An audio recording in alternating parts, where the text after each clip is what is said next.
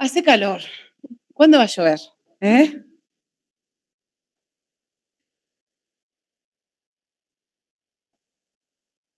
Bueno, vamos a arrancar con los temas de esta unidad que son marcha y postura. Bueno, a pedido del público, los dejé con un poquitito de anticipación, porque bueno, algunos querían ya más o menos tenerlo como para traerlo impreso, creo. Así que bueno, vamos a comenzar con el tema hoy porque es larguito. Bueno, ¿allá todo bien? ¿Del otro lado? ¿Me escuchan bien? ¿Arrancamos? Sí, profe. Bueno, perfecto. ¿Cuál es el objetivo general de esta unidad y de lo que ustedes tienen que manejar y saber de estos temas?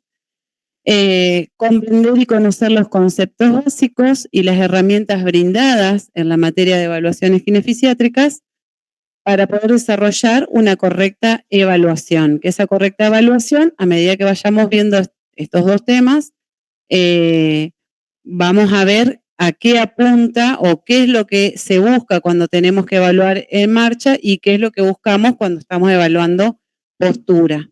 Como para ver otra herramienta más de lo que ustedes ya han visto o han principalmente en otras materias. Acá las evaluaciones se suman todas. Después ustedes van a decir, esto hago, esto no hago, esta voy a usar para la evaluación, o a mí me gusta esta porque me siento familiarizado con esto y me encargo de esto. O sea, tenemos un abanico bastante amplio, ¿no? Y bueno, eso es lo que nos da después nosotros qué herramienta podemos usar. Acá se brinda todo. Después cada uno decidirá ya en su consultorio qué es lo que le sirve, qué es lo que se sienten a gusto.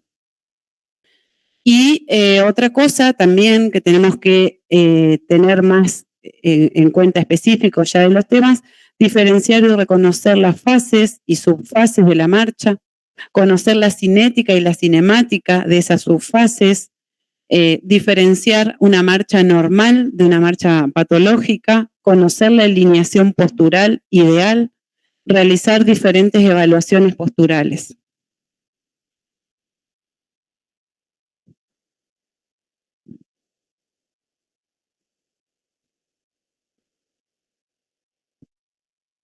Bueno, tenemos conceptos muchísimos.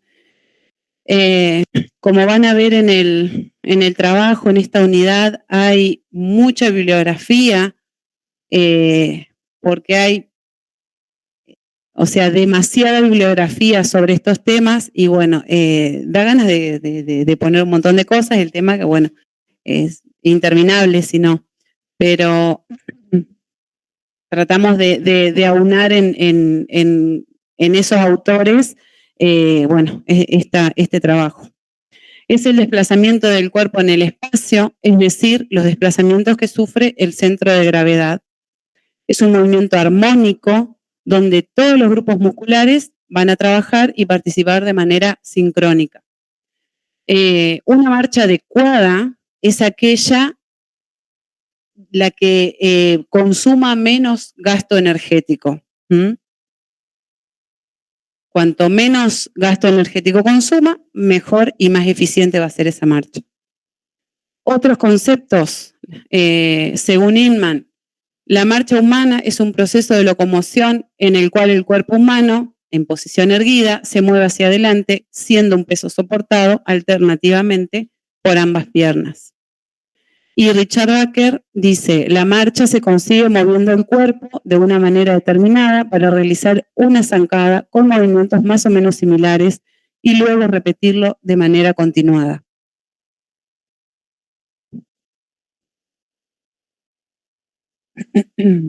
Acá empieza, como la semana pasada estaba igual. Se ataca, no sé qué pasa. Bueno, toda marcha debe ser eficiente, eficaz y efectiva. Para que una marcha sea eficiente, eficaz y efectiva, debe digamos, necesita de ciertos puntos que deben coincidir y estar indemnes en buen estado.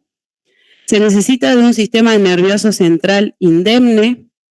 Sistema nervioso central incluye que tenemos que tener un tono normal, postura y equilibrio, adecuado balance de equilibrio y de defensa, control motor selectivo, tiene que ser adecuado.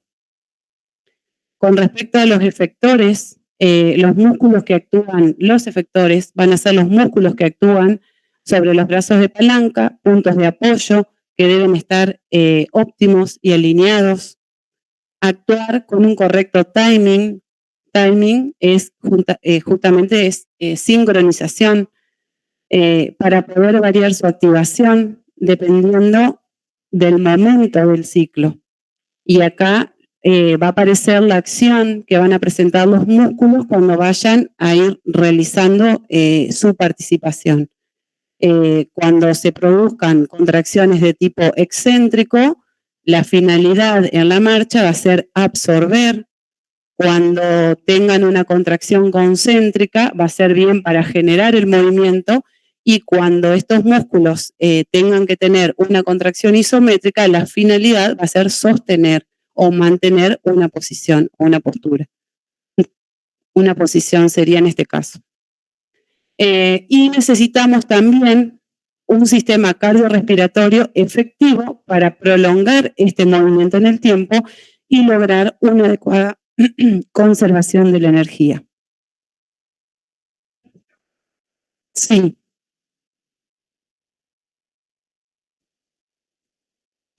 O sea, el tipo de contracción. Cuando el músculo tenga una contracción excéntrica, la finalidad va a ser absorber. A medida que nosotros ahora vayamos viendo las fases de la marcha, por ejemplo, cuando vamos a hacer el contacto inicial, que es apoyar el talón sobre el piso, tanto de la cadera como de la rodilla van a ser movimientos más bien automáticos, mecánicos, porque avanza el pie. Va a tener una mayor participación en la parte inferior, y la rodilla, en este caso el cuádriceps, va a estar absorbiendo para no mandarle demasiada tensión a la rodilla, para que no quieran actuar fuerzas en rodilla que puedan hacerla desplazar hacia adelante. Por ejemplo, de cisión o de compresión. Cisión sería la que va a actuar. Entonces, la finalidad en este caso de esa musculatura va a estar contrayéndose para absorber el impacto en la rodilla, por ejemplo, como para que se den cuenta. De esa manera se va a ir haciendo el análisis. Los músculos que van a estar haciendo esa contracción concéntrica va a ser bien para generar, para mover. Pero después están otros músculos que son los antagonistas, que van a estar absorbiendo eso para que cuando se produzca la marcha se vea de una manera armónica, sincrónica, no robótica o patológica. Son las contracciones. Estas son las contracciones musculares. Por eso digo yo, los músculos, ahí lo que vamos a hacer es bien la musculatura, los que van a estar trabajando. Por eso digo los efectores. Los efectores son los músculos, son los que van a estar trabajando permanentemente. Serían efectores, pero también no por eso la parte ligamentaria. Pero bueno, generalmente en marcha tratamos de mencionar o que sobresalga la parte muscular, que es lo que ustedes van a tener que manejar. ¿Se entiende? Es contracciones esto. Generalmente se da de esa manera. Lo que pasa es que nosotros estamos acostumbrados a decir solamente excéntrico, concéntrico, isométrico, pero no sabemos qué es lo que están haciendo cuando hacen ese tipo de contracción. Y acá en marcha se menciona y queda bien visible qué son esos tipos de contracción.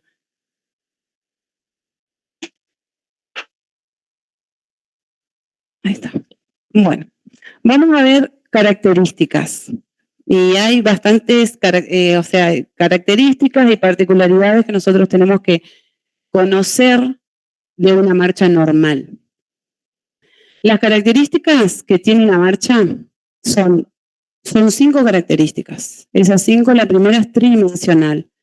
La marcha se produce en los 3, ¿sí?, planos del espacio, sagital, frontal y transversal. Otra de las características, inercial. Una vez que se logra poner en marcha el mecanismo, requiere mayor energía, cuando pasa a tener un movimiento más controlado y más económico. Inercial es el movimiento, la fuerza que nosotros ejercemos en nuestro cuerpo para provocar el desplazamiento. Simétrica y recíproca. Todos los pasos son iguales. Lo que sucede en un lado sucederá del otro, pero de manera desfasada. O sea, esa marcha tiene que ser simétrica y esa reciprocidad que se va a ir produciendo a medida que vamos haciendo el paso. Disociación. Mover de manera aislada y sincrónica las diferentes articulaciones. Este mecanismo de la disociación es regulado por el sistema nervioso central. Principalmente ahí tenemos activación de los músculos biarticulares. ¿Por qué digo del sistema nervioso central? Porque en el músculo biarticular tenemos que estar, principalmente ahí es donde se necesita de esa activación del sistema nervioso. Va a estar trabajando en una articulación haciendo una acción y en la otra articulación haciendo otra acción. Entonces, ahí es donde hay una mayor concentración de la regulación nerviosa. ¿Se entiende? El monoarticular hace una acción. El biarticular tiene que estar trabajando sobre cadera, sobre rodilla o sobre rodilla y sobre tobillo o tobillo y dedos, hablando de todo lo que es marcha. Estabilidad y movilidad. Estabilidad dinámica, esta se produce a medida que el cuerpo se desplaza en el espacio para que perpetúe en el tiempo, debe ser efectiva y eficiente.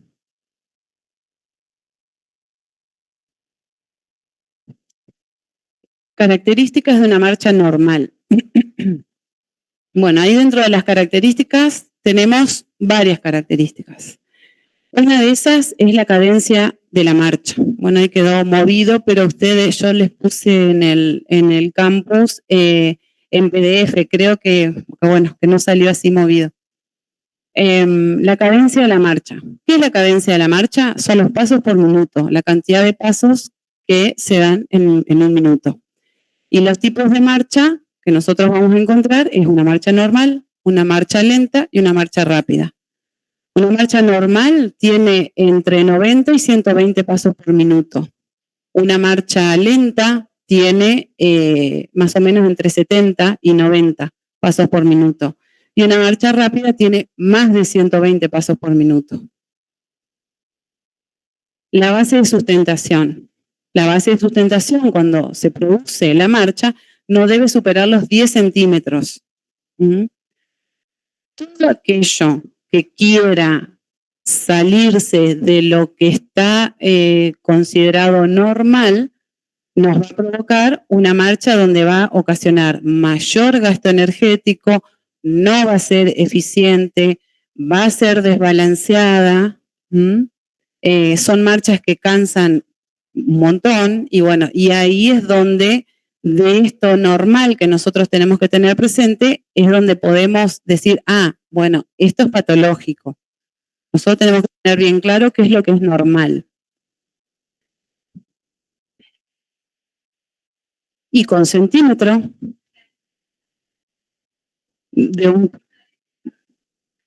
eso es estimativo, porque te está diciendo más o menos, o sea, vos medís, si vos tomás de dedo a dedo, bueno, más o menos vas a ver, son 10 centímetros, capaz son 8, ¿sí? El tema es que no tiene que superar eso, vos no te vas a encontrar con una marcha que vos ya veas que tiene 15, 20 centímetros, porque ya de verlo parado ya te vas a dar cuenta que, ¿sí?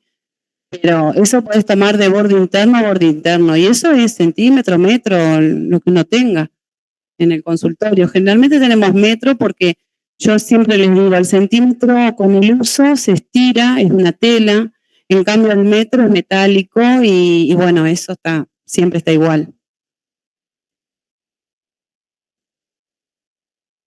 Los pasos, una marcha normal tiene entre 90 y 120 pasos por minuto. Una marcha lenta entre 70 y 90. y una marcha rápida más de 120 pasos por minuto. Después tenemos diferencia, longitud del paso. La longitud del paso son más o menos de 38 centímetros. Más, menos. Eso también va a depender mucho de la altura de la persona. No va a ser igual en los niños.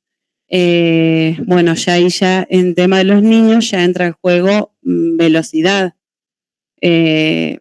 Entonces, generalmente, digamos, valor estándar sería 38 centímetros. Y nos encontramos con una persona que es muy alta y, bueno, la longitud de su paso va a ser mayor. No va a ser lo mismo otra persona que sea muy bajita. Entonces, generalmente en eso también va a variar la longitud del paso. Digo porque no van a medir y no son 38 y ya lo van a poner como patológico. No, hay que ver las características y la condición del cuerpo de la persona. Diferencias fisiológicas. Dentro de las diferencias fisiológicas está el hombre y la mujer. Nosotros sabemos que caminamos diferente. El hombre, por ejemplo, tiene una mayor contrarrotación de su cintura escapular, o sea que provoca más braceo. En cambio, la mujer tiene más movimiento a lo que es cintura pélvica y bambolea más las caderas. Y bueno, eso es observable, se mira y se ve que es así, es comprobable, digamos, no es que nada inventado. La diferencia de hombre y mujer, la marcha.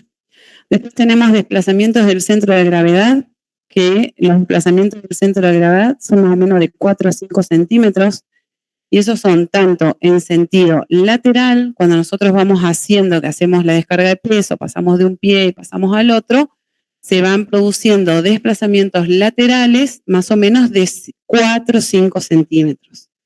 Y verticales también, o sea que el centro de gravedad acá sufre desplazamientos en sentido vertical, cuando vamos haciendo todo el transcurso de la marcha, y lateral a medida que vamos pasando el peso de una pierna a la otra. Esas diferencias son de 4 o 5 centímetros. Más de eso, ya estamos hablando que es una marcha que consume mayor energía. Y si es una marcha que consume mayor energía, es una marcha que cansa a la persona. O sea, no estaría cumpliendo las condiciones como debe ser una marcha normal. Dentro de estos desplazamientos del centro de la gravedad tenemos esa rotación pélvica y tenemos una inclinación lateral. Esa inclinación lateral que nosotros dijimos que son de 5 centímetros son 2,5 centímetros a un lado, 2 centímetros, esa sería en cuanto a la lateralidad. Y en cuanto a la rotación pélvica, acá, según Hoppenfield, en la fase de oscilación, o sea, tenemos una fase de oscilación y una fase de apoyo, ¿no? En esta fase de oscilación, cuando se va a dar el paso, la pelvis, tomando como punto fijo el fémur o la caderita del lado opuesto, hace una rotación anterior de 40 grados, según este autor. Digo así porque por ahí hay otros autores que toman solamente 4 grados, pero hace el movimiento de no tomado desde el punto de la cadera opuesta. Al tomar el fémur del otro lado, si nosotros vemos de donde está en posición lineal a cuando hace el avance del paso, hubo una progresión de 40 grados de la pelvis. Participación de fuerzas externas. La participación de fuerzas externas que son la gravedad, la inercia, problemas óseos, musculares, articulares, problemas que haya sistema nervioso, la edad, el apuro, afecciones psicológicas. Todas esas son fuerzas externas que van a intervenir en una marcha normal, que pueden alterar el ciclo de la marcha de una pierna. El ciclo de la marcha de una pierna, si nosotros hablamos viéndolo, digamos, a grosso modo, sería aceleración, oscilación media, desaceleración. El ciclo de la marcha o zancada es la secuencia de acontecimientos que tiene lugar entre dos repeticiones consecutivas de cualquiera de los sucesos de la marcha. Eso es, según esta autora, Miralles Rull. Y ahora les voy a mostrar eso, que es lo que es una zancada. Que acá seguimos con características de la marcha normal, pero acá ya vamos a empezar a ponerlo dentro de lo que es parámetros de distancia tiempo. Y acá vamos a tener longitud de la zancada, longitud del paso, ancho del paso, por ahí algunos ya lo hemos visto, y el ángulo del paso. Nosotros ahí vemos que la longitud de la zancada es el contacto del talón de un pie hasta que contacta con el talón. Si nosotros vemos allá abajo, no tengo para mostrarles. Y la otra vez que le traje el láser, vieron que ahí no anda, en la pantalla no anda. Vemos lo que es la longitud de la zancada. Entonces, contacta el talón de un pie y hasta que contacta el talón del mismo pie, eso es una zancada. O sea, yo arranco acá, contacto el talón, hago todo, trabajo, o sea, siempre cuando vamos a hacer el análisis de la marcha, yo tengo que hacer todas las fases de la misma pierna. Sabemos que contralateral está haciendo lo mismo. Entonces, pero desfasado, o sea, en otro tiempo. Si yo acá estoy en apoyo, acá estoy en oscilación, si acá estoy en apoyo, ¿se entiende? ¿No? Pero bueno, es exactamente lo mismo. La zancada o el ciclo de la zancada o el ciclo de la marcha se considera apoya el talón, hago, y cuando vuelvo a apoyar el talón, eso es la longitud de la zancada, que son más o menos de 156 centímetros por paso largo, Después tenemos la longitud del paso. Ese es el que vimos recién como característica también, solito, pero acá ya ubicado dentro de este parámetro. Longitud del paso longitud del paso. Acá tenemos el contacto del talón de un pie hasta que contacta el talón del pie contrario. Y eso es lo que se considera longitud del paso.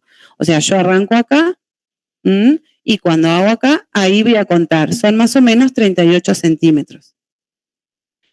Y después tenemos el ancho del paso. El ancho del paso, ahí se va a tener en cuenta la mitad del talón hasta la mitad del talón contralateral. Cuando uno da un paso acá y damos un paso acá, ahí vamos a medir. Y ahí te saca a vos. Toma la mediatriz del pie, o sea, la parte central, para medir lo que es el ancho del paso. Que el ancho del paso más o menos es 8 centímetros. 8, 10, por eso le digo. Lo otro era base y sustentación. Acá podemos medir base y medir ya el ancho del paso. Ángulo del paso. El ángulo del paso es cuando nosotros vamos haciendo el movimiento de avance, nuestro pie no está derechito, salvo aquel que camine chuequito, como uno dice, pero que camina chuequito ya va a tener una alteración en su marcha. No va a caminar bien. Entonces, lo normal es que cuando nosotros hacemos el movimiento de avance, la punta del pie mira hacia afuera. Lo que tiene que mirar hacia afuera es más o menos 10 grados. No demasiado tampoco. Eso también. Son todas características que nosotros tenemos que tener presente de una marcha normal. Estos juntos en un parámetro. Distancia-tiempo.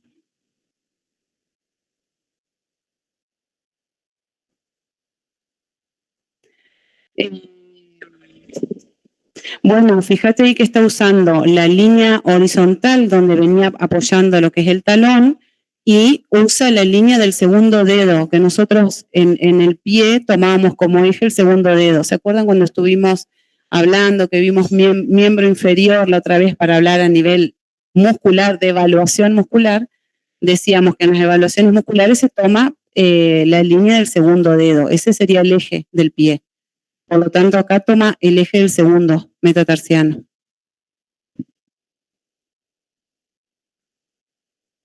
Bien, acá seguimos un poquitito más con estos parámetros de distancia-tiempo.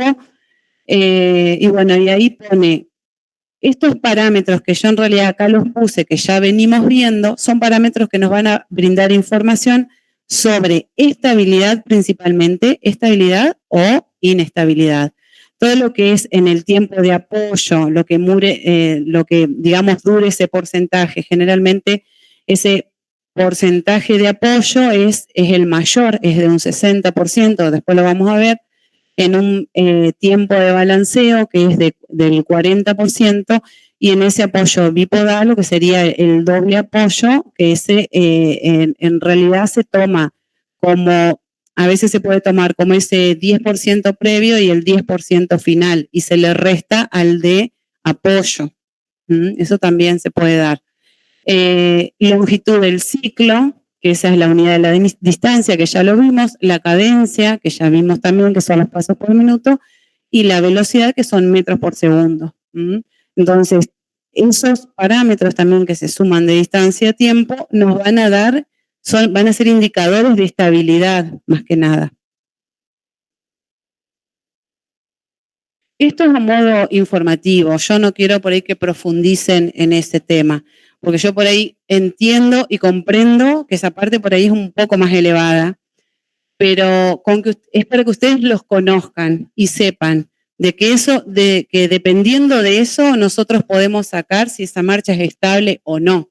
O sea, si es estable y si no es porque va a haber alteración en esos parámetros. Alguno de ellos va a tener algún, digamos, no va a estar dentro de la normalidad, pero no es para que profundicen más que eso.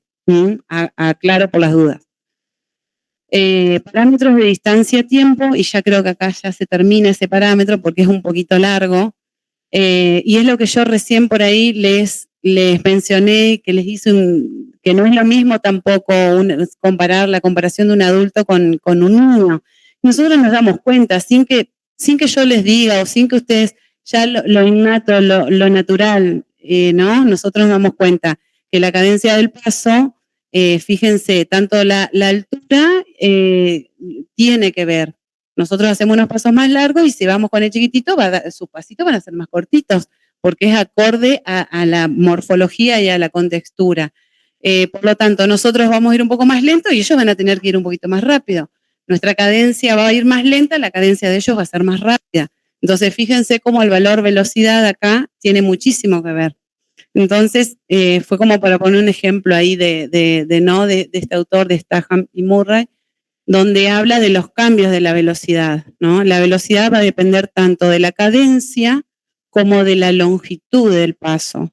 Son inversamente proporcionales, ya que para mantener una velocidad constante se puede elevar la cadencia o disminuir la longitud del paso.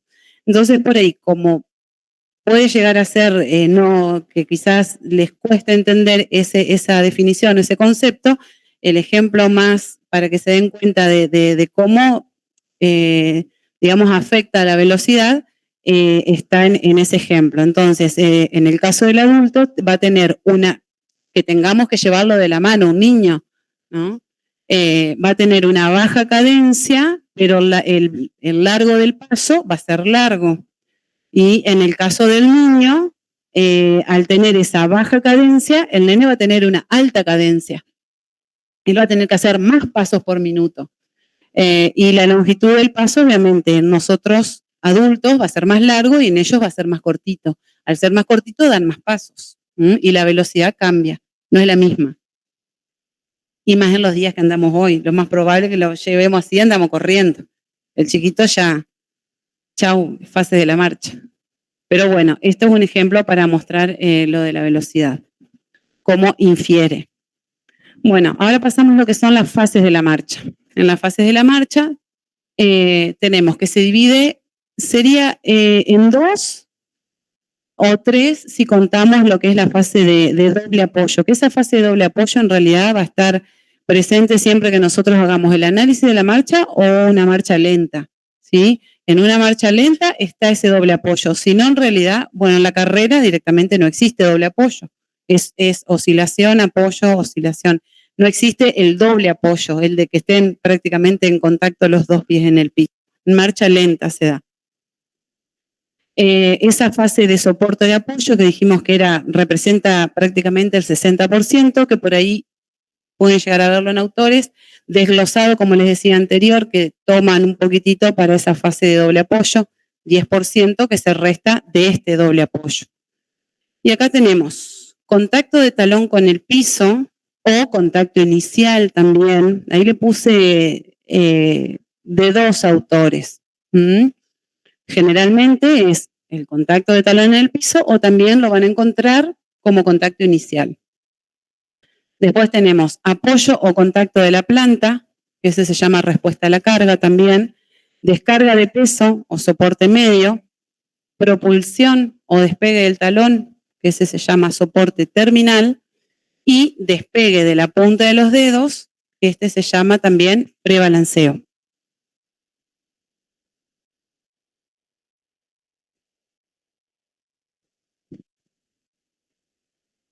Bueno, y acá está en gráfico, siempre cuando vamos a hacer el análisis de marcha, es de la misma pierna que se está hablando. O sea que ahí hacemos todo lo que es el ciclo de la zancada, como dijimos, arranca con el talón de uno hasta que pasa por esa de oscilación y vuelve a contactar para empezar la otra. Entonces todo ese ciclo es analizado desde ese mismo pie.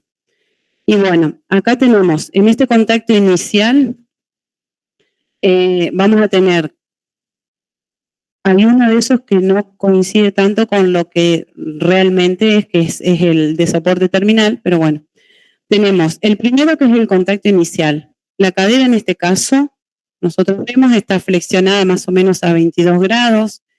Esa flexión de cadera que era, como le decía yo al compañero, no es una flexión voluntaria que haga, sino que como hace el avance, la propulsión o el contacto del talón, es más bien automático ese movimiento, mecánico sería. En el caso de la rodilla, acá va a estar en semiflexión la rodilla.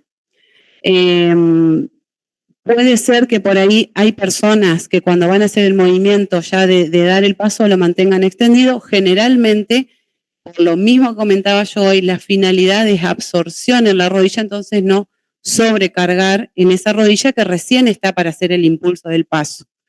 Y después tenemos lo que es a nivel de tobillo, puede ser que esté en una dorsiflexión, poquito de 5 grados más o menos, o que esté en una posición neutra.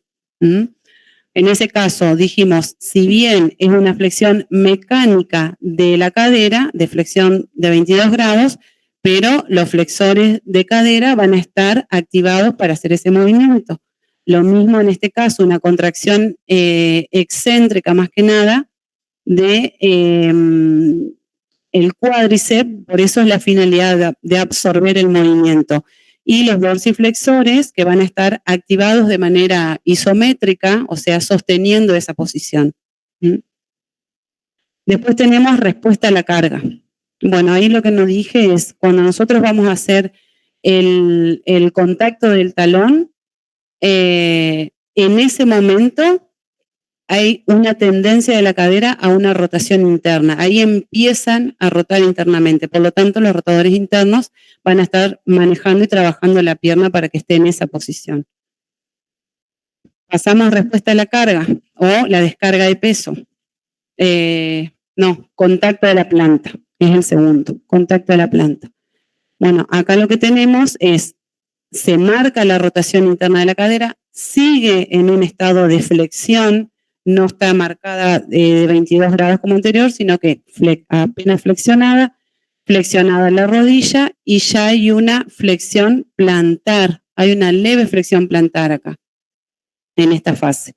O sea que acá los flexores plantares empezaron a activarse, sigue la contracción excéntrica del cuádriceps en rodilla, rotadores internos y flexores de cadera trabajando para mantener esa postura.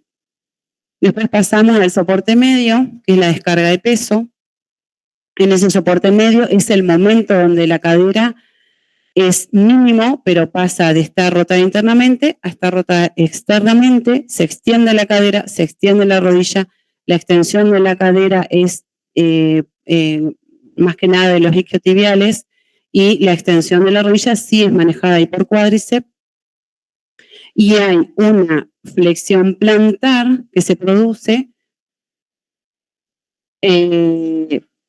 plantar no, es una flexión dorsal de tobillo, pero esta flexión dorsal de tobillo en realidad no se produce porque el pie se aproxima a la tibia, sino porque ocurre al revés. Es la tibia la que se aproxima al pie.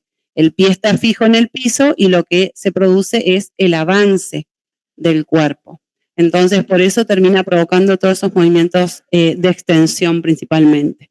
Entonces, ahí los van a trabajar de manera concéntrica, o sea, bien para generar el movimiento, los flexores dorsales de tobillo. Pasamos a la otra que es despegue del talón o soporte terminal. Despegue de talón o soporte terminal. Y este es el que digo que en cierta manera tiene un poquitito de error, porque ahí marca como que la cadera está en extensión y en general la cadera está, digamos, de la extensión que estaba en la descarga de peso, en el soporte medio anterior, pasa a flexionarse porque necesariamente tiene que flexionar también la rodilla para empezar a hacer el impulso del pie que se va a elevar. Entonces, en este caso hay una pequeña flexión de cadera, flexionada la rodilla, y acá hay una flexión plantar máxima, que dentro de lo que es el ciclo, dentro de lo que es este ciclo, es donde más se marca la flexión plantar en este caso, que es de 25 a 30 grados. O sea que hay flexores plantares trabajando de manera isotónica concéntrica para producir ahí el despegue. Principalmente esa acción de quien es trícepsural, es el que va a estar ahí activo, trícepsural, flexor propio del dedo gordo, el aductor del dedo gordo, que son los que van a hacer esa fase final y el despegue que es en la fase que sigue. Sigue rotada externamente y después pasamos a la fase final de este, que es el prebalanceo, que es el despegue de los últimos 3 dedos. En esta fase, flexionada la cadera, flexionada la rodilla, y ya ahí está haciendo el despegue donde está trabajando bien el trícepsural para hacer ya la separación y el despegue del piso. Sigue en esa flexión plantar, marcada un poquito más, que por ahí se puede llegar a notar, porque ya se despegó el pie del piso, pero sigue siendo muy similar al de la fase anterior. ¿En dónde? Ahí en el soporte terminal generalmente vas a encontrar en los libros que no está extendido. Cuando vos haces el movimiento ahí queda flexionada, porque es como una flexión automática que se genera de la rodilla y la hace flexionar a la cadera para poder hacer el despegue del talón. Pero es más mecánico el movimiento que voluntario. Sí, porque yo lo busqué y lo miré como en 3 o 4 autores y todos mencionan lo mismo. Sí, lo ponen más como inflexión a esa fase. Y después tenemos la fase de oscilación o de balanceo, que esa fase de oscilación o balanceo es el porcentaje que queda, que es el 40%, y acá tenemos también 3 periodos, el de oscilación o aceleración, que es el balanceo inicial, oscilación media, balanceo medio, y desaceleración o balanceo terminal. Y esa fase de doble apoyo que les digo que eso es en una marcha lenta, está presente en el momento que están los 2 pies contactados en el piso. En esta fase de oscilación tenemos, ya terminamos el anterior que era despegar los 3 últimos deditos y desde esa fase partimos. Entonces tenemos la de balanceo inicial, que sería la fase de aceleración donde va a elevarse. Ahí tenemos flexión activa de los músculos de cadera, rotados internamente, flexión de la rodilla también generando ese movimiento, o sea, por los isquiotibiales, y la flexión dorsal, o sea que hay una flexión de los dorsiflexores, pero más que nada va a ser isométrica, va a ser para sostener el pie que no me quede colgado y caído. O sea, es una contracción para mantener el movimiento. Después pasamos al balanceo medio, que ahí también no está muy marcado, pero generalmente es la fase más corta que tiene este periodo, donde vamos a encontrar una flexión máxima de cadera, o sea, lo máximo que se puede llegar en el transcurso de la marcha, máxima de rodilla y con una flexión, en este caso dorsal, entre 15 a 20 grados. Ahí también activo por parte de las 3 articulaciones. O sea, las 3 van a estar generando. Y después tenemos el balanceo terminal, que el balanceo terminal ya coincide con el periodo de apoyo de la fase de apoyo, donde vuelve la cadera a esa flexión mecánica de 22 grados, esa semiflexión de rodilla también, que va a ser más que nada como para absorber ese impacto, y esa dorsiflexión de 5 grados o neutra de tobillo, que ahí también van a estar contrayéndose los flexores dorsales con la finalidad de mantener esa postura, esa posición.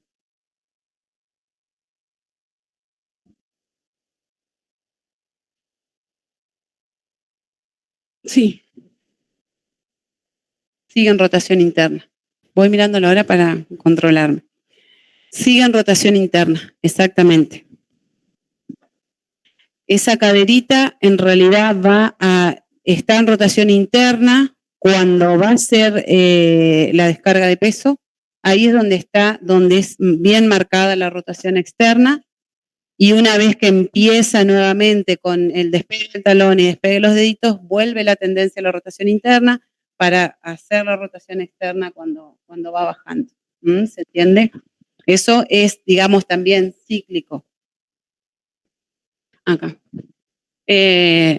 Durante la marcha, también nosotros, en esto del transcurso de la marcha, tenemos que la bóveda plantar es muy importante. La función de la bóveda plantar va a ser más que nada absorber, amortiguar las estructuras del pie, evitando que la bóveda se aplane y bueno, si la bóveda se aplana, nos vamos a encontrar con trastornos en la marcha.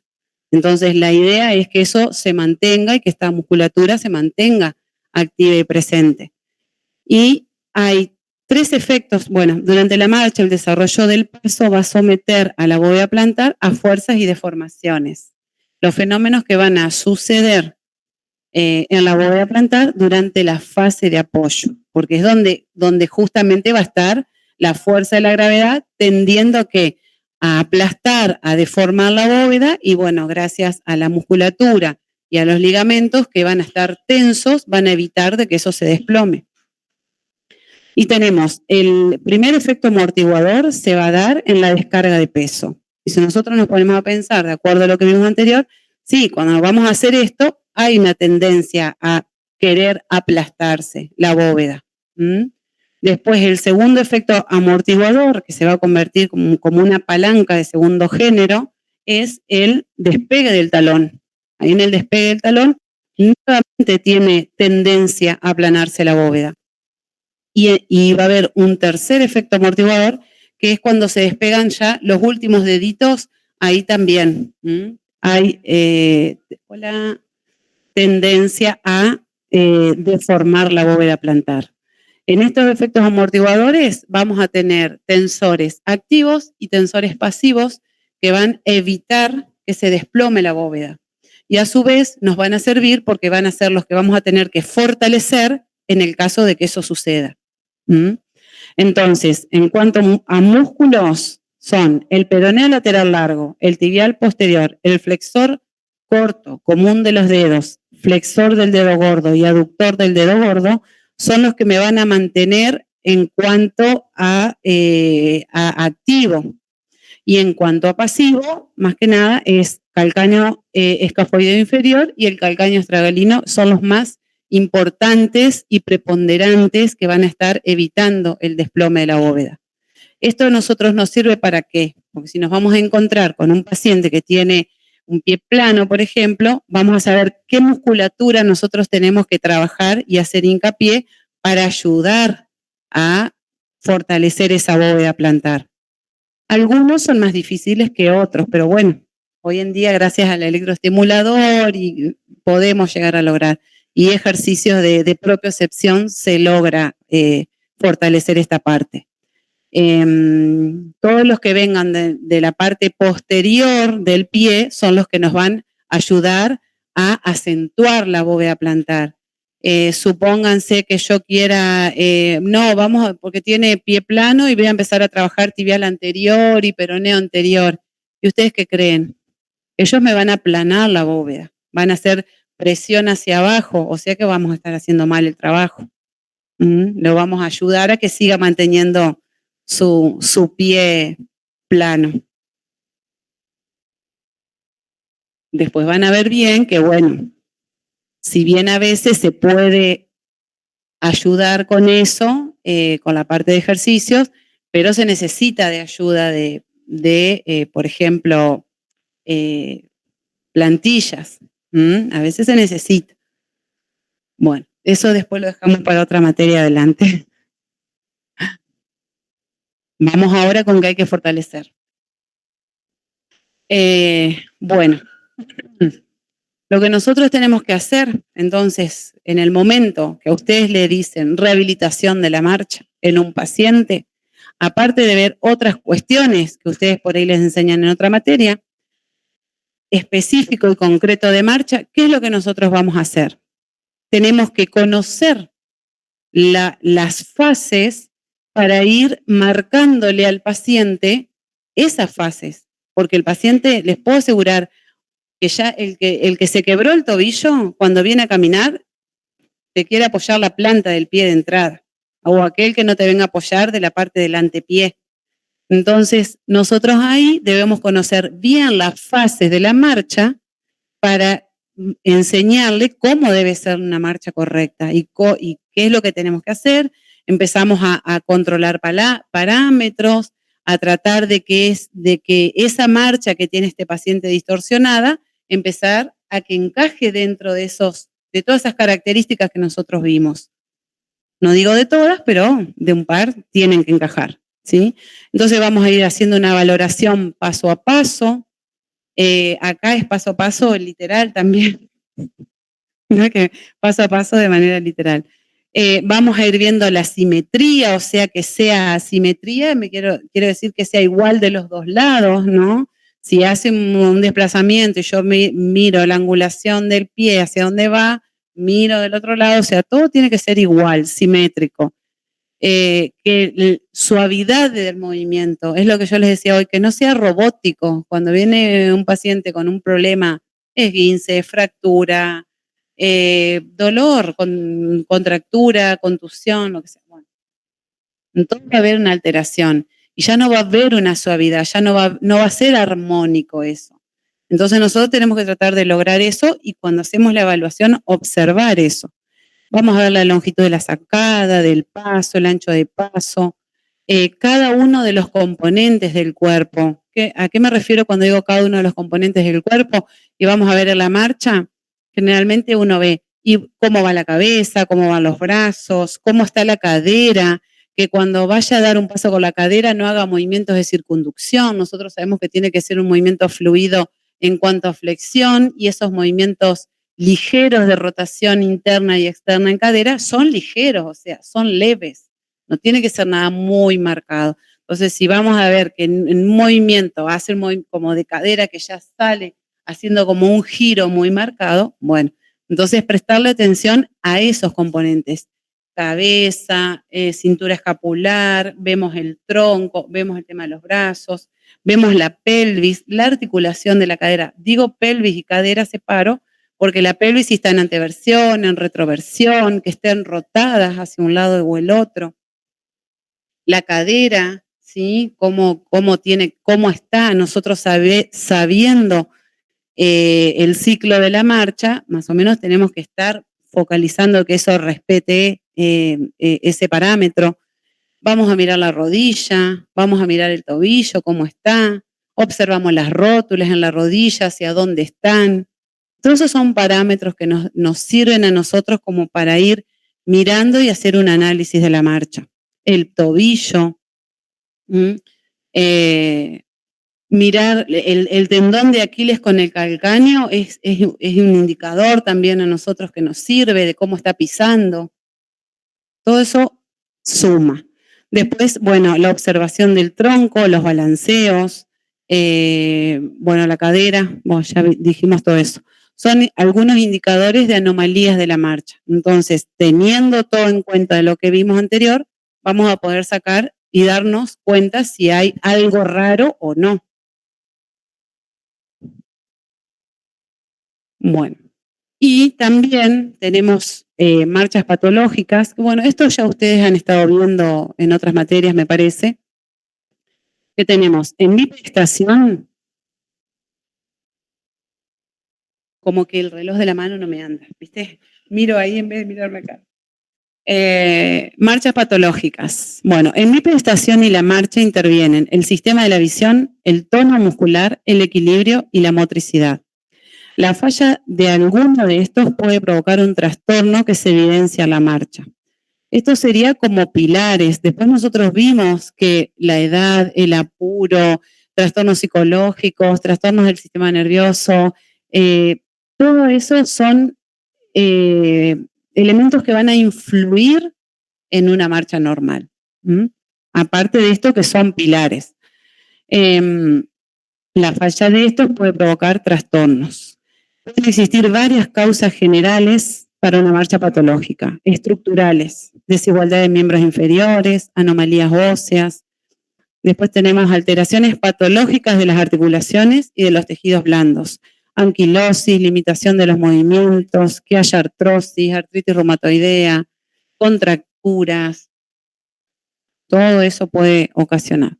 Trastornos neuromusculares que pueden ser de origen congénito, en el caso de que haya una ACV, son las hemiplejías, lesiones de los nervios periféricos, que son neuropraxia, axonotmesis, neurotmesis, compresiones discales, que esas compresiones discales son por hernias de disco. Todo eso van a traer trastornos en la marcha.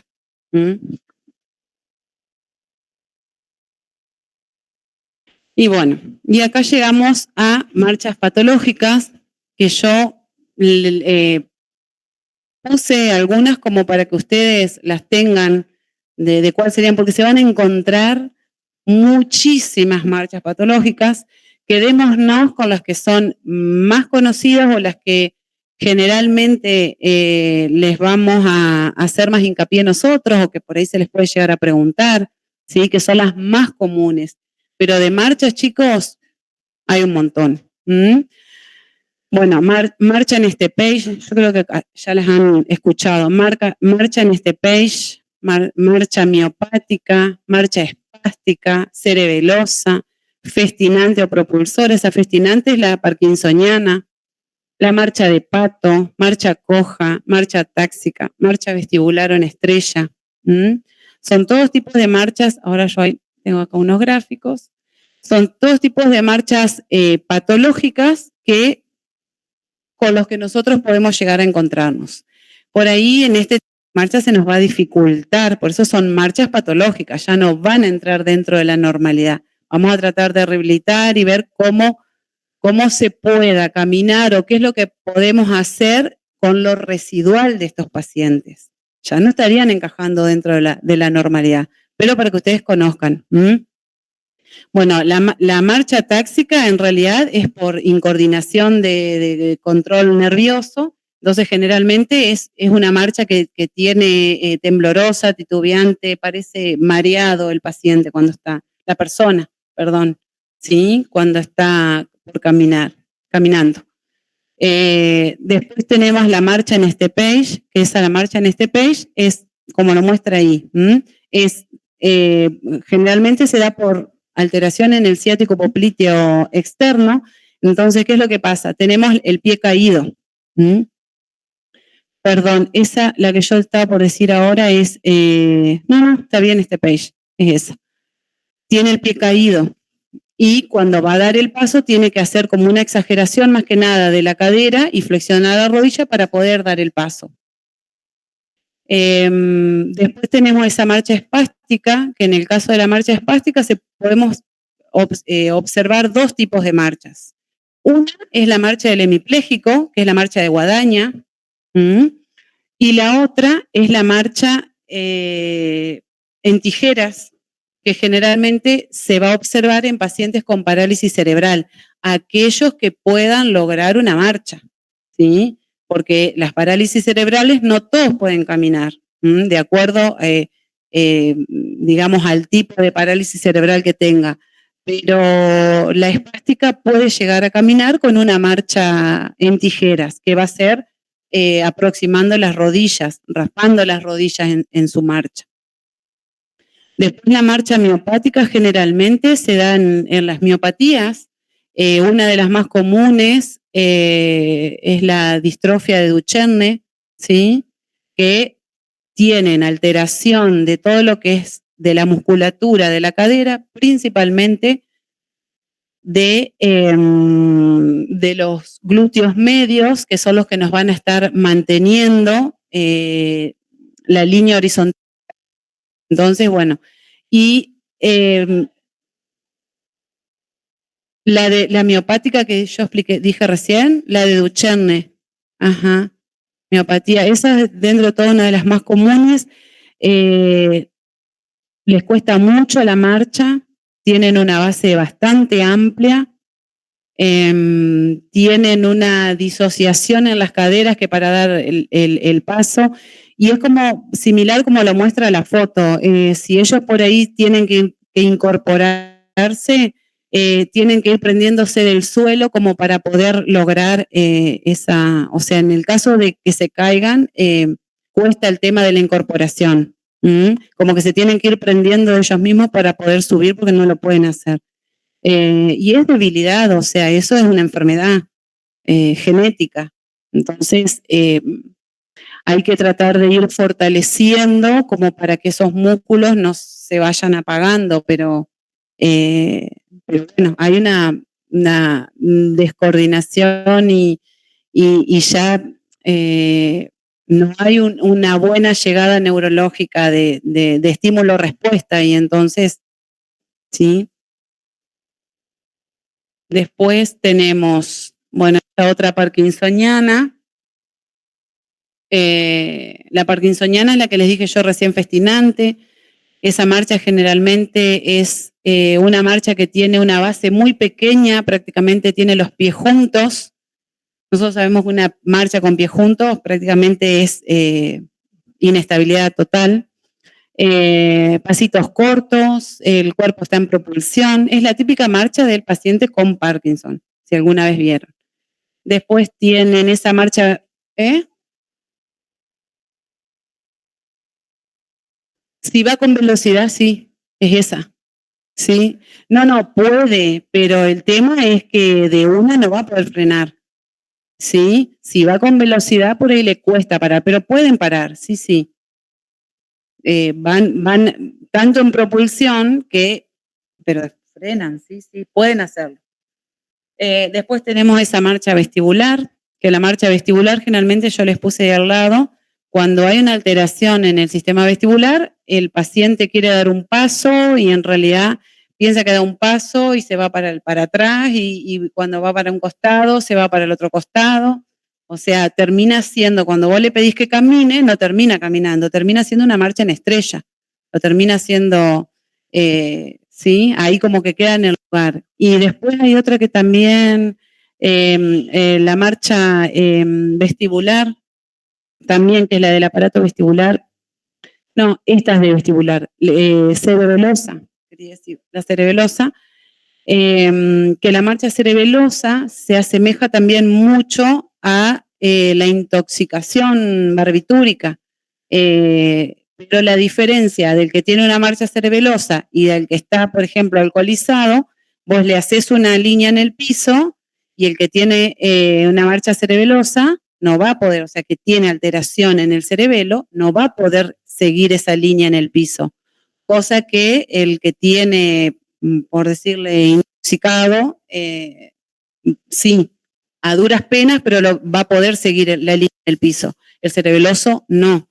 Entonces, bueno, eso es como para notar bien que realmente uno es porque tiene un exceso de algo en su cuerpo y el otro es porque tiene una alteración propia del cerebelo, que le da justamente eso, ¿no? La falta de equilibrio, la incoordinación. Pasamos al otro tema. Postura. No me acuerdo si este es muy largo o no. Bueno, otro tema. Postura. Es la posición relativa de los segmentos del cuerpo entre sí y su orientación en el espacio. En el sentido físico, la postura está vinculada a las posiciones de las articulaciones y a la correlación entre las extremidades del tronco. Centros nerviosos que participan en la regulación de la postura y el equilibrio: tronco cerebral, médula, corteza, cerebelo.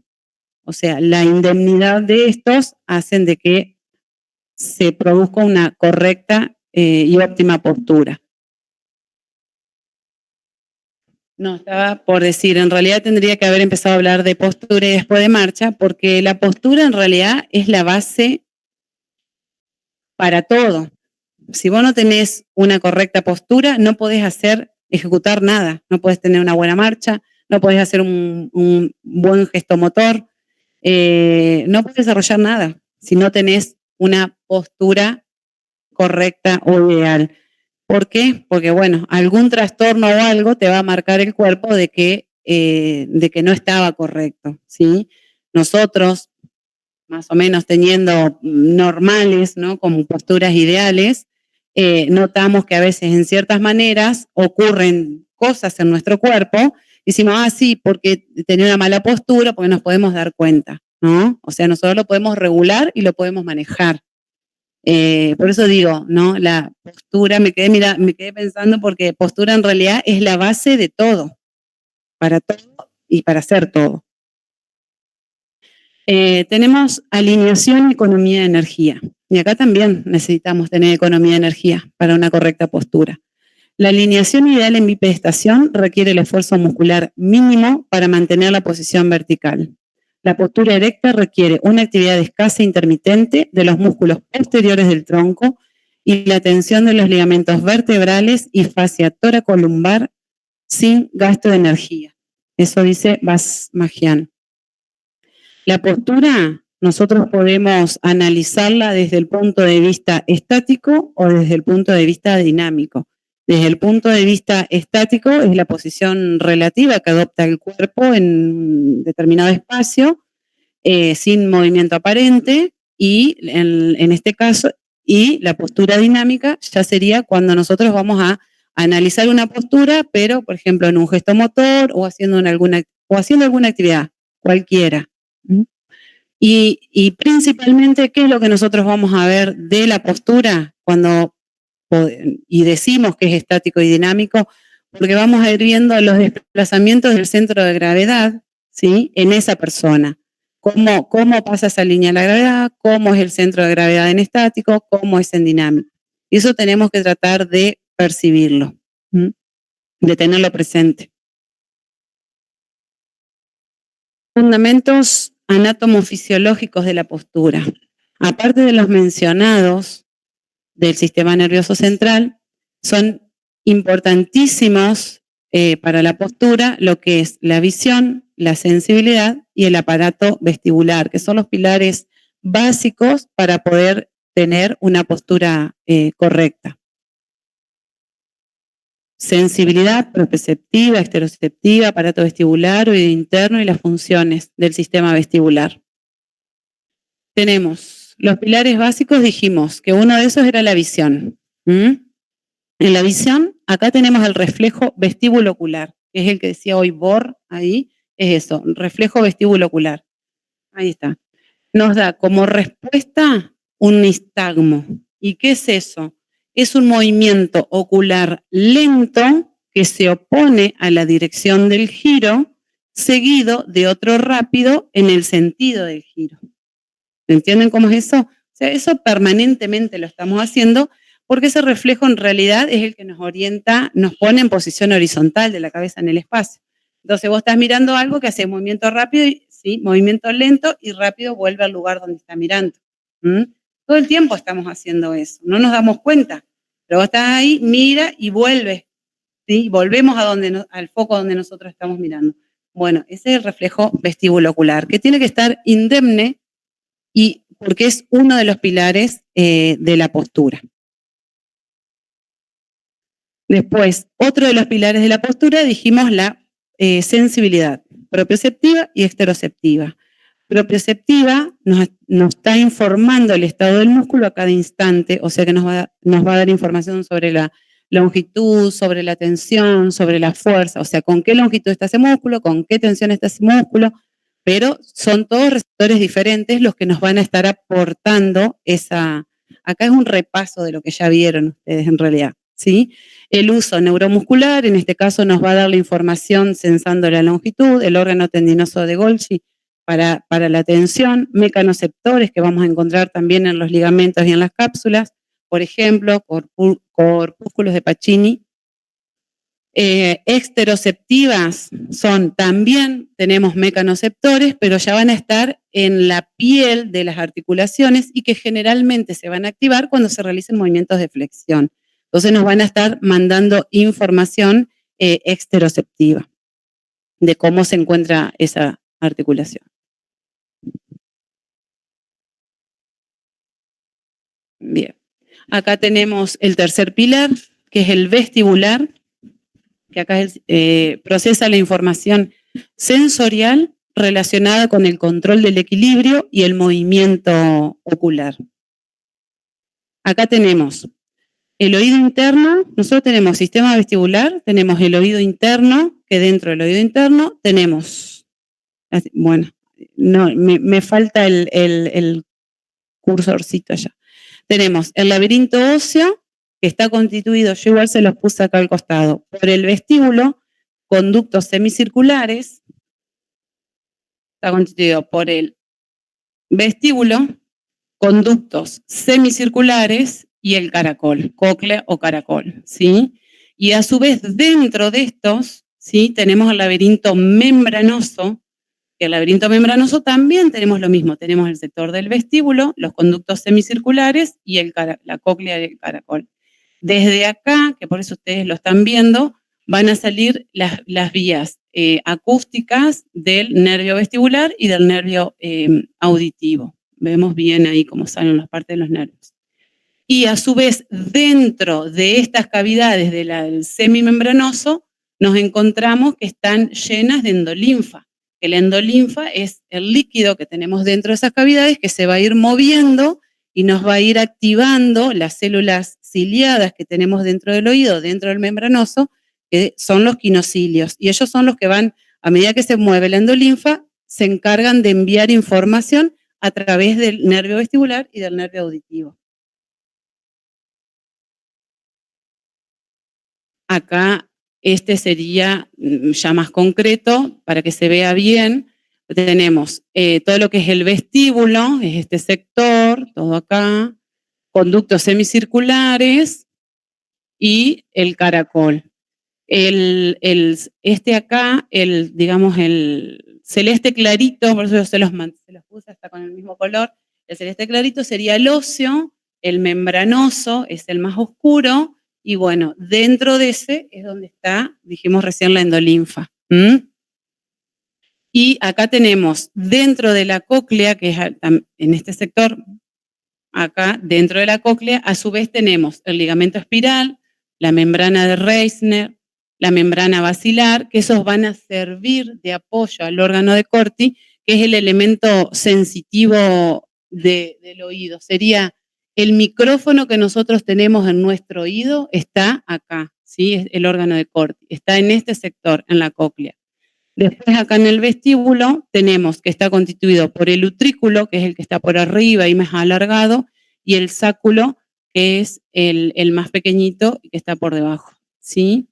Y estos dos son importantes para nosotros porque nos van a proporcionar información propioceptiva de cómo está la cabeza y nuestro cuerpo con respecto a los movimientos verticales y a los movimientos horizontales. Van a ser justamente los órganos otolíticos los que nos van a mandar esa información.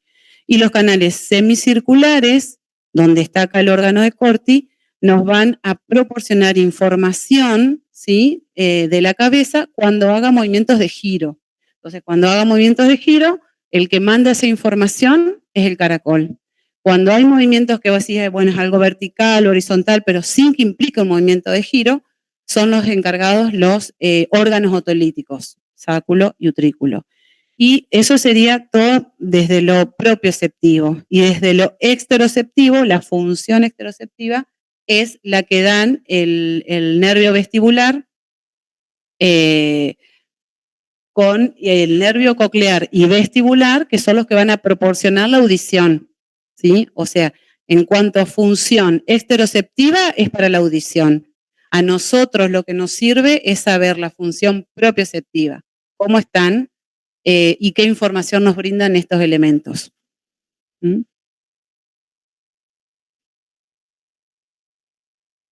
Para hacer una evaluación de la postura, teniendo las bases, ya podemos ir a analizar la postura. Sí. Otolíticos. Otolíticos.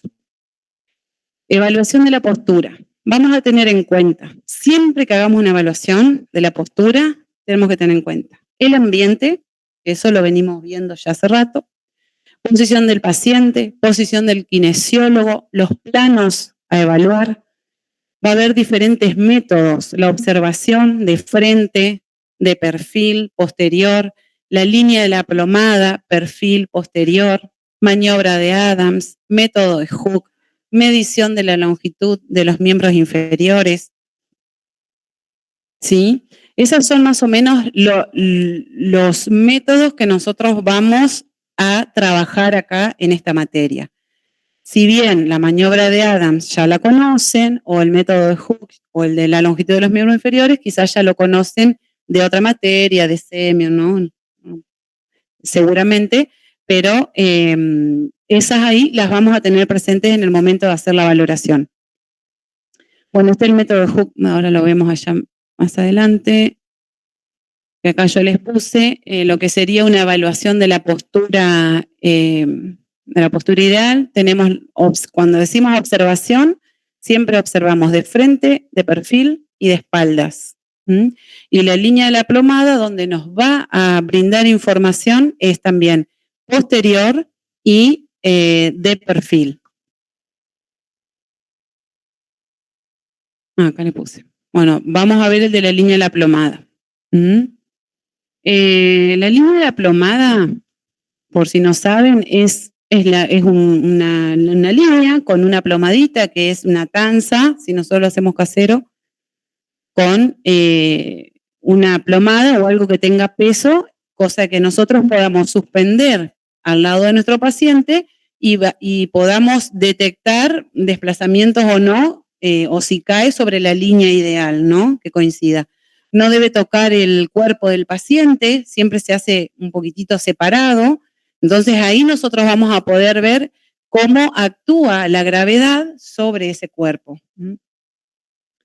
Esta línea de la plomada debe, para que sea ideal, debe caer o coincidir.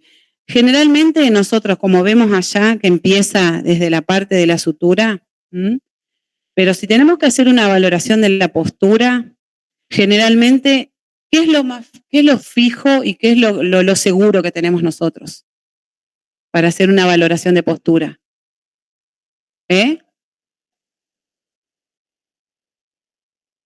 No.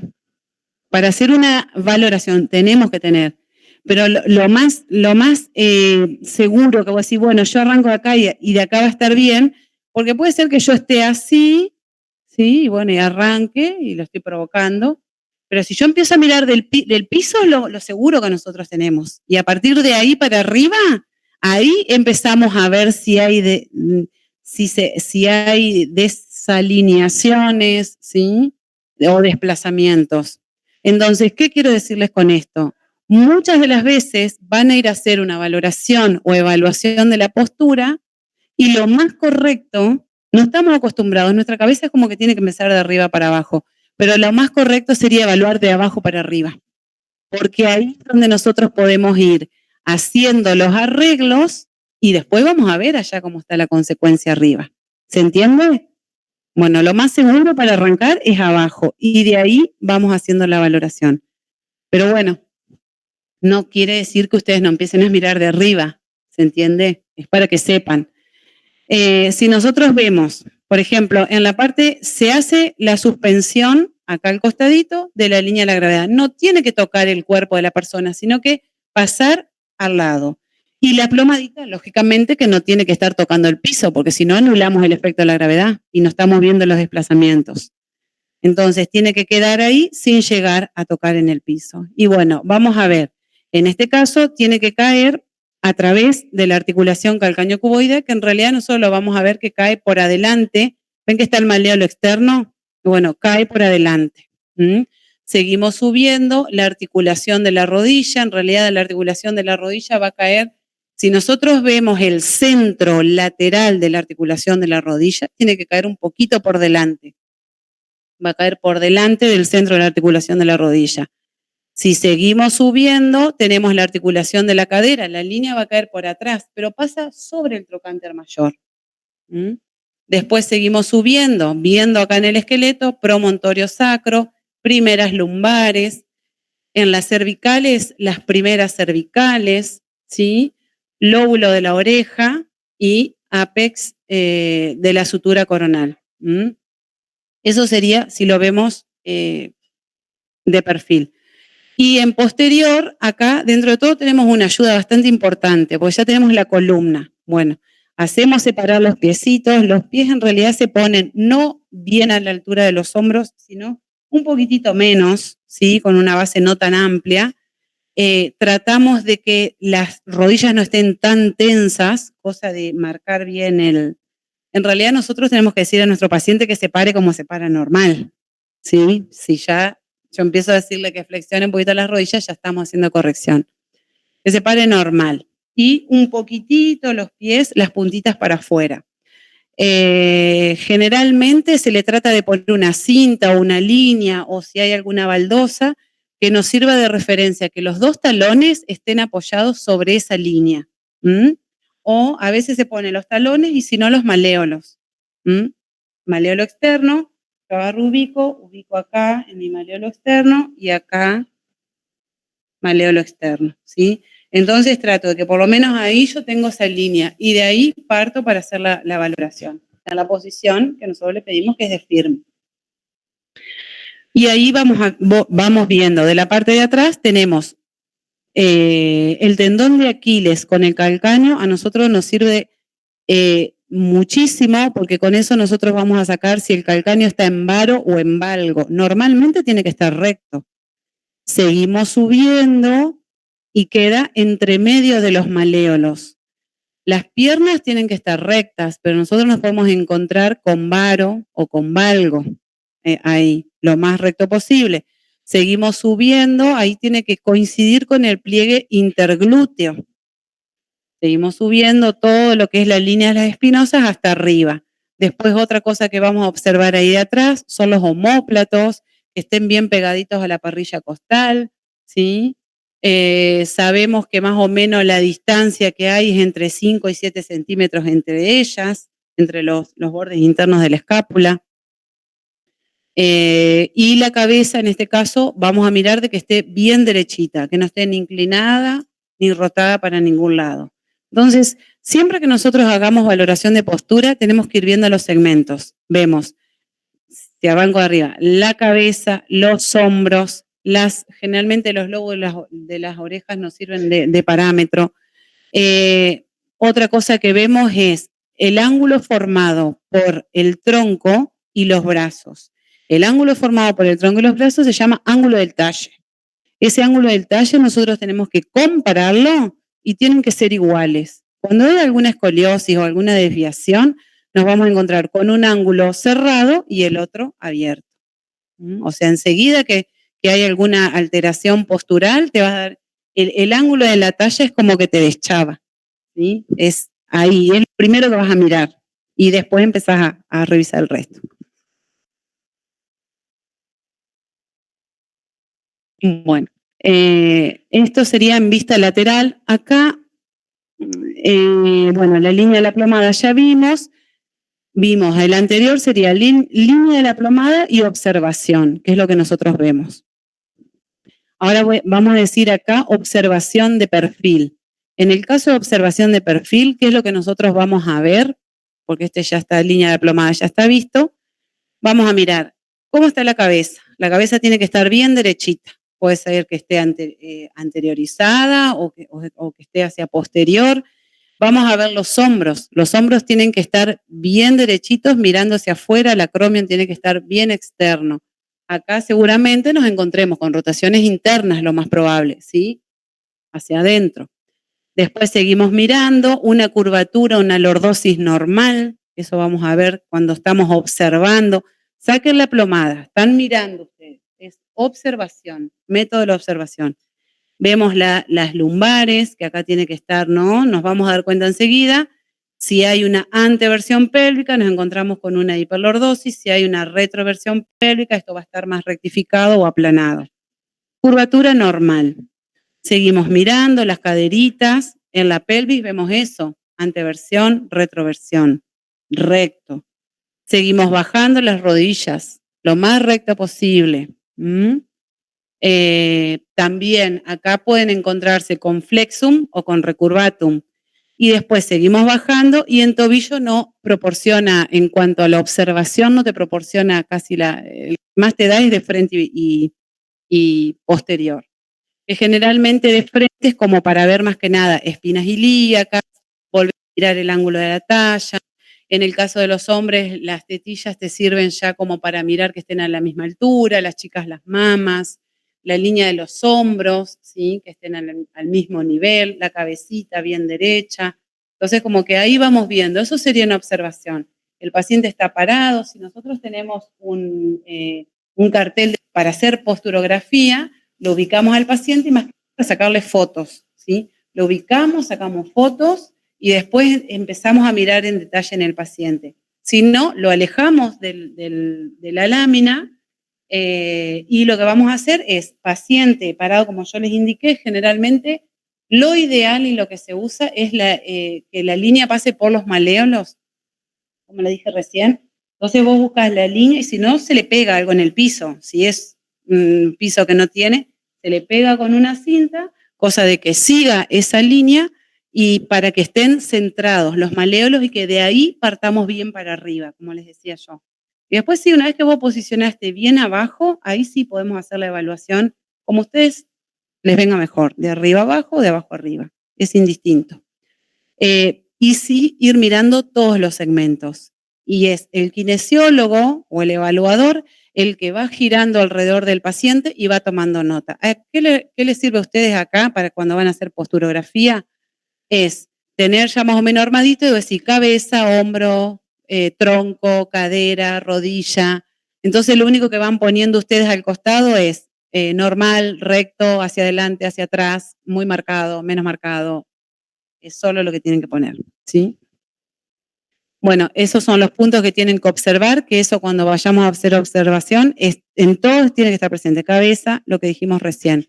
Y bueno, ahí yo le puse también como para que sepan, en el caso de vista lateral, cuando hacemos la evaluación de postura, la musculatura que principal van a estar tensos. Para tener una correcta postura, principal, son los abdominales, glúteos, que es los que nos van a mantener la pelvis más que nada en una posición correcta, y los extensores de la espalda. O sea, en realidad, para una postura son todos los músculos antigravitatorios los que van a tener que estar en buena contracción con un buen tono muscular para mantener esa posición correcta. Y son los que van a estar tensos.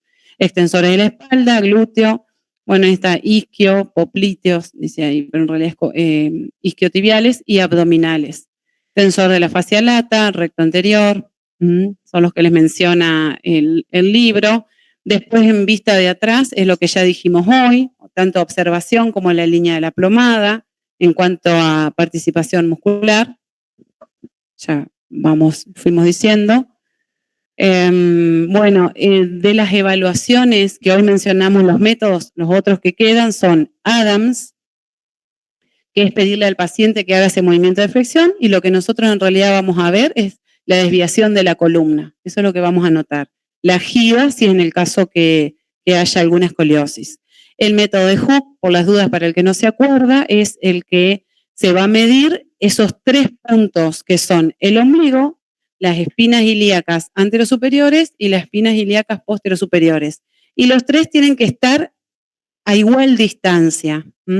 Si nosotros nos encontramos, fíjense la variación, y bueno, ya ahí hay una alteración en la postura. Tienen que estar equidistantes entre sí.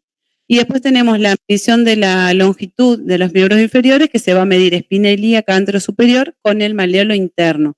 Se mide una pierna con el paciente de cúbito supino y se mide la otra pierna.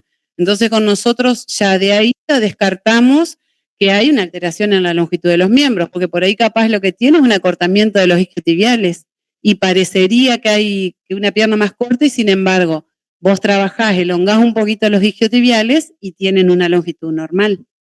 No quiero decir que todas las personas tengan contractura de los isquios, pero bueno, a veces digo, puede ser de que nosotros pensemos de que hay de que tiene una pierna más corta y en realidad es muscular el problema.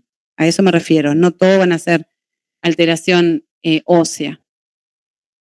Y bueno, nada más. Esa es la bibliografía, vieron que yo le dije que bastante heavy esta parte. Así que bueno, chicos. Se pone medio, yo pensé que iba a estar re justiniana, pero empecé a acelerar y anduvimos bien. En esta unidad traté de ubicar estos 2 temas, porque son 2 temas largos, pero que son re importantes para nosotros, cualquiera de los 2. Así que bueno, y ahora ya el que viene también va a ser medio larguito. Bueno, ¿alguna duda, algo? ¿Por ahora todo bien? Bueno. Bueno, chicos, los libero, vayan a comer. Bueno, chicos, allá del otro lado. Nos vemos el jueves que viene.